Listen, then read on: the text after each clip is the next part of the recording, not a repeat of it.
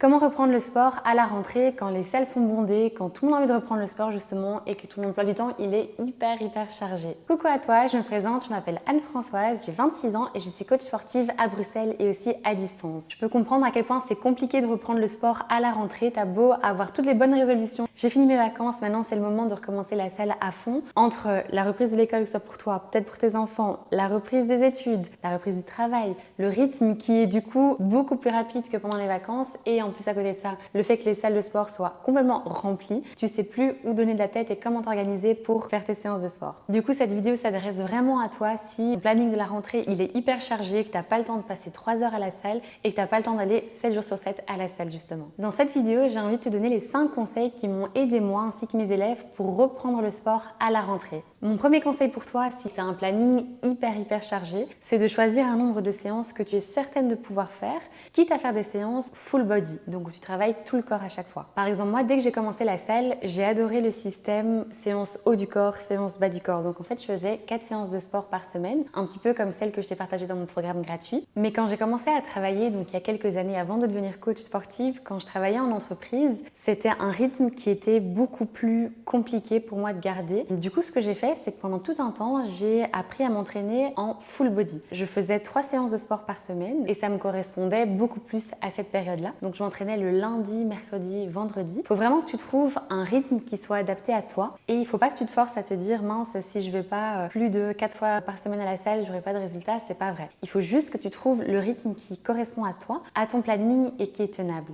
Deuxième conseil, essaie de choisir des exercices dans ton programme qui ne prennent pas trop de temps à mettre en place. Par exemple, là, je vais prendre un exo que j'adore, mais qui prend une plombe à mettre en place. Si tu fais la salle depuis un petit temps, à mon avis, tu vois duquel je vais vous parler, le hip thrust.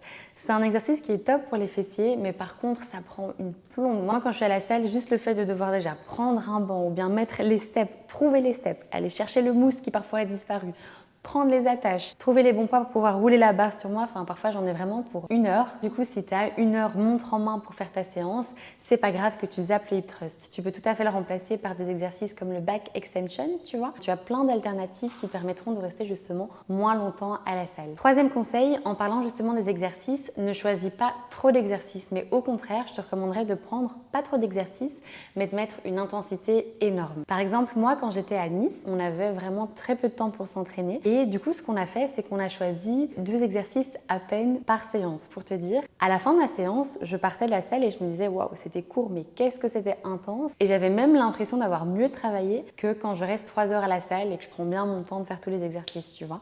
Donc moi, je te conseillerais de choisir justement pas trop d'exercices, mais te concentrer sur l'intensité. Donc vraiment, tu peux y aller. Par exemple, pour ta séance bas du corps, si tu choisis fente bulgare et RDL, t'y vas quoi. Vraiment, tu te donnes à fond, tu dois tirer cette tête à la fin de tes séries, ça doit vraiment être intense. Quatrième conseil, organise tes séances et prévois-les à l'avance. Parce que malheureusement, si ton planning est hyper chargé, ce qui risque de se produire, c'est que tu vas finir ta journée, tu vas juste être épuisé, tu vas rentrer te mettre dans ton fauteuil et tu vas regarder Gossip Girl ou une autre série, tu vas juste pas avoir envie d'y aller. C'est normal, t'en fais pas, moi j'ai ça aussi. Quand je finis mes journées à 10h du soir, je suis là et je me dis oh, est-ce que j'y vais pas. Et en fait, si j'ai déjà prévu à l'avance que j'allais faire ma séance, j'ai prévu déjà ma playlist, j'ai prévu ma tenue de sport, j'ai déjà prévu mon repas pour quand j'entrerai, ça me met vraiment dans le bain. Et le plus important, c'est vraiment que tu y ailles. Parce que la reprise, c'est super dur d'un point de vue même mental parce que tu as tellement de choses à gérer. Le plus important, c'est que tu y ailles, quitte à faire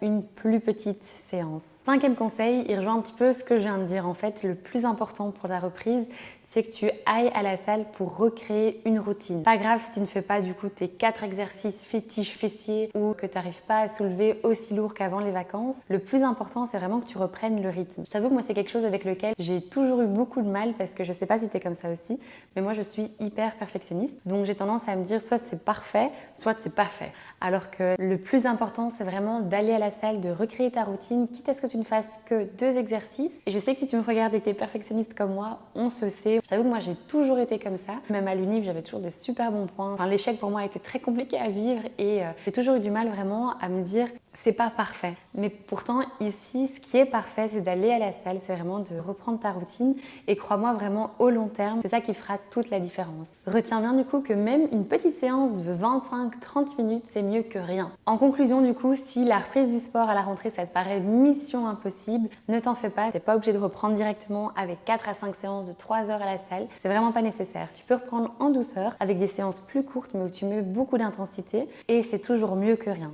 J'espère que cette vidéo t'aura plu. Si c'est le cas, n'hésite pas de me mettre un petit like et de me partager en commentaire comment est-ce que toi tu vis justement la rentrée, quelles sont tes difficultés, tes objectifs, parce que du coup moi j'adore en savoir plus sur vous. J'ai trop hâte de te lire, je te souhaite une très bonne rentrée et on se dit à très vite.